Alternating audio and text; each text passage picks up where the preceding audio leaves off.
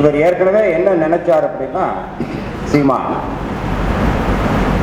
இஸ்லாமியர்களை விட்டு பெரியாரை கொச்சைப்படுத்தினால் ஒரு பிளவை ஏற்படுத்தி விடலாம் அப்படின்னு நினைச்சார். எதிர்வினை நாங்கள் ஆற்றவில்லை, இஸ்லாமிய தோழர்களே ஆற்றினார்.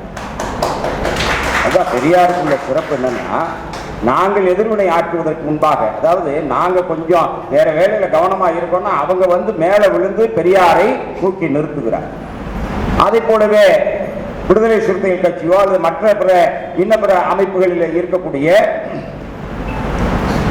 ஒடுக்கப்பட்ட மக்களை, பட்டியலின மக்களை வைத்து பெரியாரை வீழ்த்துவது அல்லது கொச்சைப்படுத்தி பேசுவது என்கிற ஒரு பிரித்தாள் சூழ்ச்சியை நாங்கள் முறியடிப்பதற்கு முன்பாக அவர்கள் முன்னின்று முறியடிக்கிறார். எனவே பெரியாரை காப்பாற்றுவதற்கு ஏதோ காப்பாற்றணுங்கிற அவசியம் இல்லை, அது வேற சங்கதி. ஆனால் பெரியாரை கொச்சைப்படுத்தும் போது அதற்கு பதிலடி கொடுப்பதற்கு ஏதோ கருப்பு சட்டை போட்டவர்கள், பெரியார் இயக்கத்துக்காரர்கள், பெரியார் தொண்டர்கள் மட்டுமே என்பதை தாண்டி ஒட்டுமொத்த தமிழ்நாட்டில் இருக்கிற நன்றி உணர்ச்சி உள்ள அத்தனை பேரும் களத்தில் வந்து நிற்கிறார். அவருக்கு ஒரு அதிர்ச்சியாகவே போயிடுச்சு.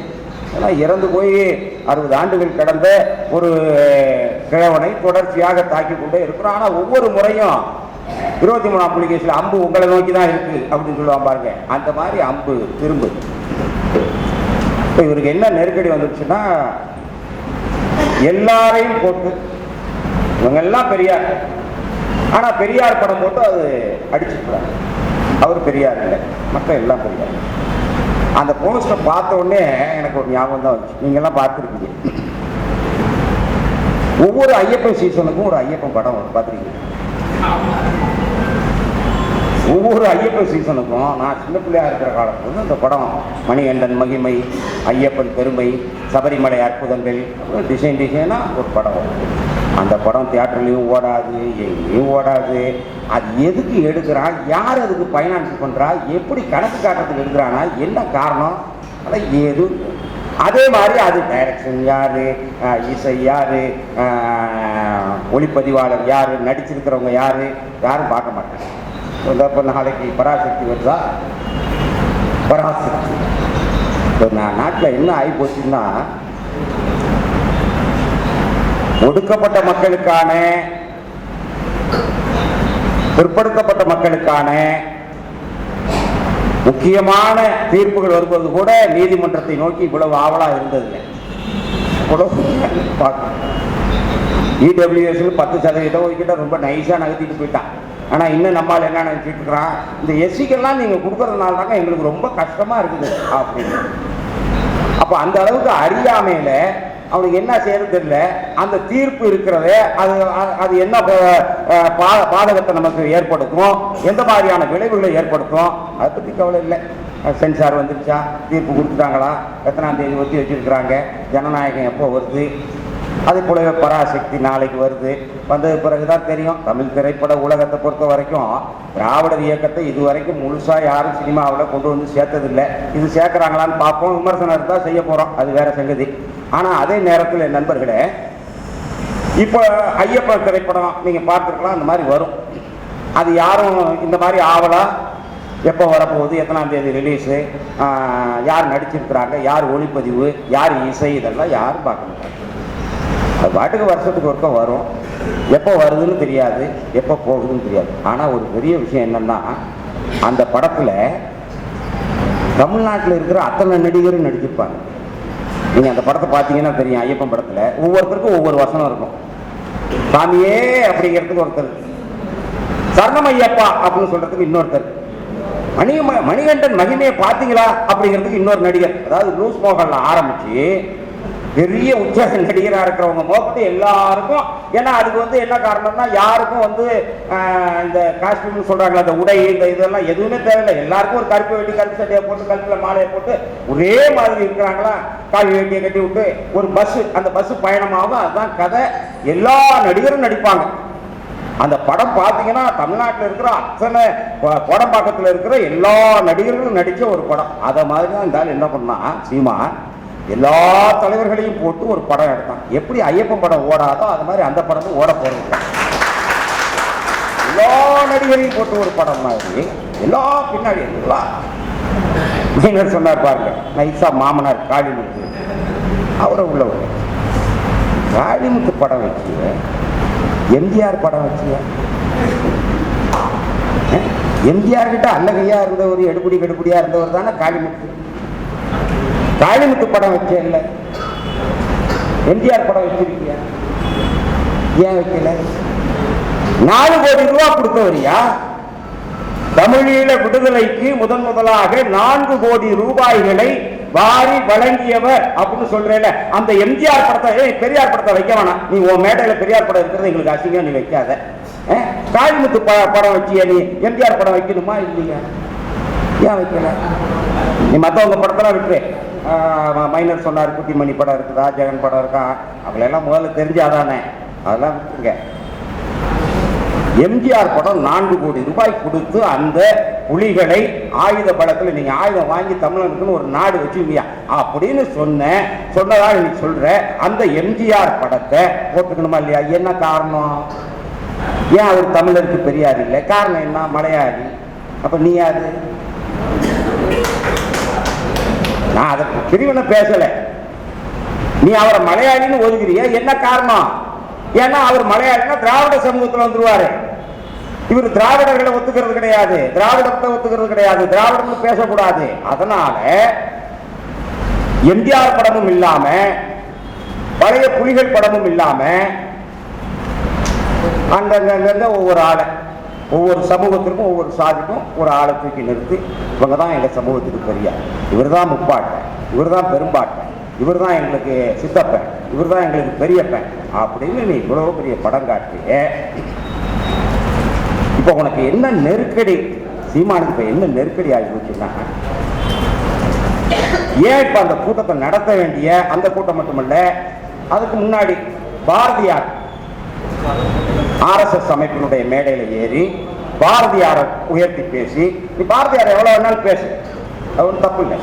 எந்த மேடையில ஏற, மேடைக்கு தகுந்த மாதிரி பேச போற. அங்க போய் பெரியாரை தாழ்த்தி பேசி, அங்க போய் அண்ணாவை தாழ்த்தி பேசி, திராவிட இயக்கத்தை கொச்சப்படுத்தி பாரதியாரை உயர்த்தி பேச. ஏன் அந்த நெருக்கடி வருது? உனக்கு தெரியும், நம்ம இப்படி பேசினா நாளைக்கு எல்லாரும் நம்மளை போட்டு தூக்கி போட்டு மிதிப்பான் அப்படின்னு தெரியும். தெரிஞ்சு பேசுற.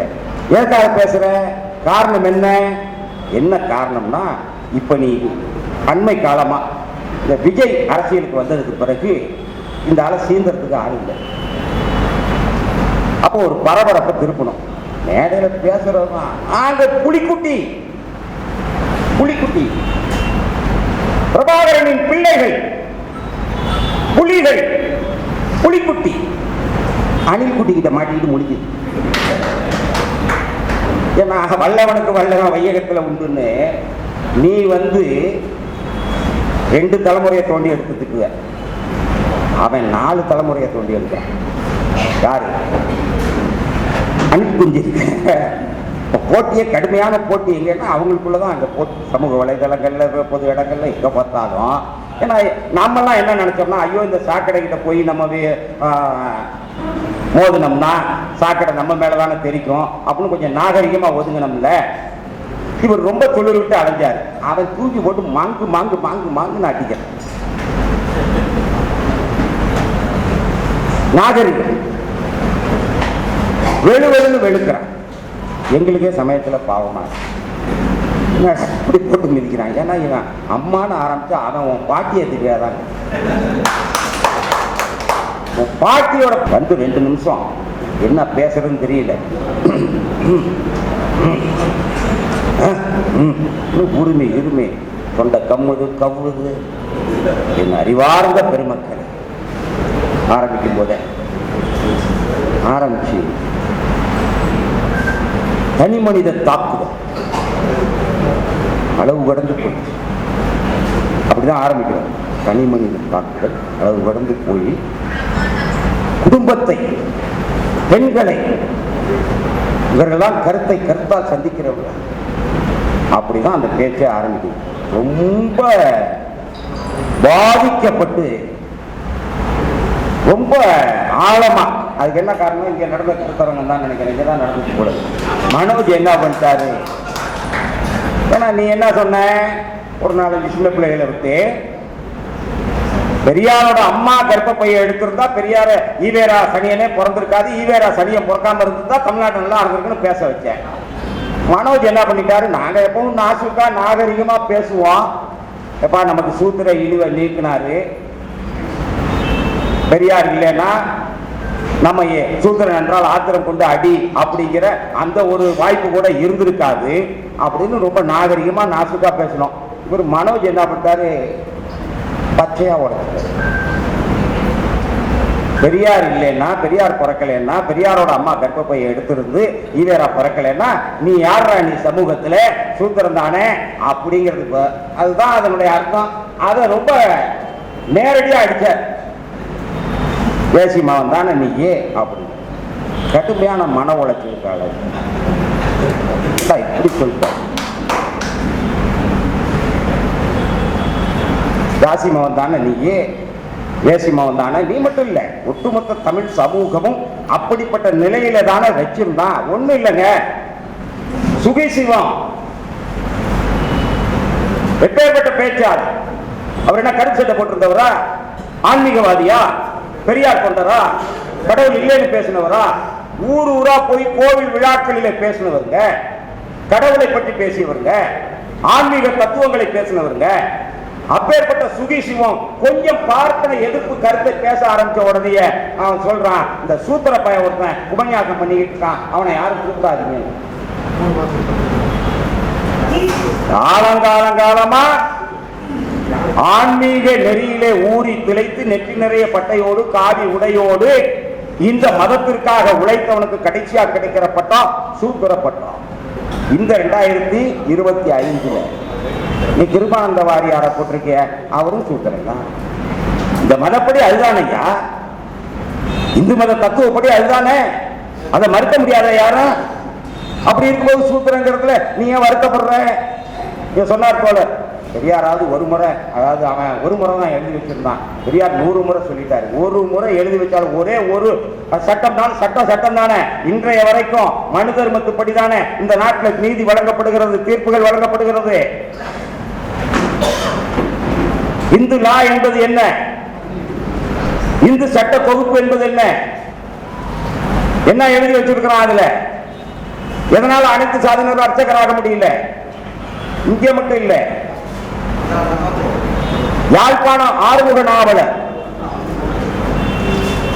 பெரியார் சொல்லலைங்க சூத்திரன், யாழ்ப்பாணம் ஆறுமுக, ஏன்னா இவருக்கு யாழ்ப்பாணம் தான் ரொம்ப பிடிக்கும், அதனால சொல்ற.